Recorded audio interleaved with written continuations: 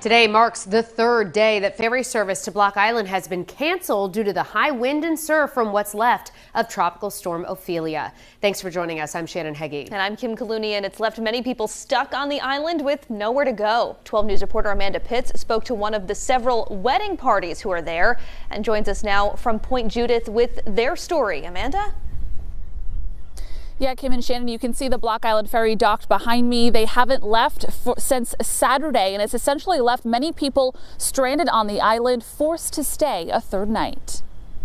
It's an unusual sight on a rainy Monday night. The parking lot for the Block Island Ferry packed full of vehicles. That's because ferry service was canceled yet another day, and no one can make it back to the mainland. They had two ferries that ran on Saturday, and since Saturday they've been canceled. But the winds have been wild. The remnants of Tropical Storm Ophelia is what halted ferry service. These photos show what the waves looked like from the island. Hey, ask Tony if he thinks we're going to get out of here tomorrow. It's left people like Rick Swanson, who traveled to Block Island for a family friend's wedding, stuck with the rest of the wedding party. Best man, mother of the bride. It's a great family. It's great family to be trapped with out here in Block Island. But also trapped are the vendors. It's been a good weekend, but it's just been like one to remember and one to forget, kind of.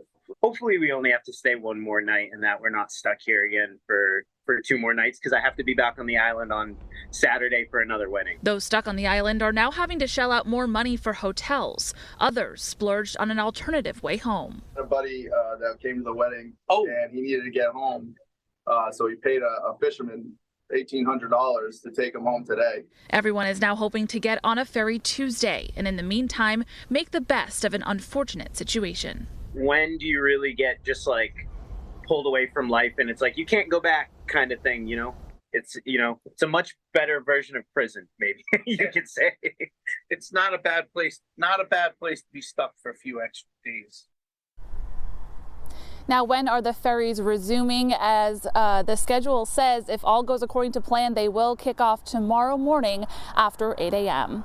Live in Narragansett, Amanda Pitts, 12 News.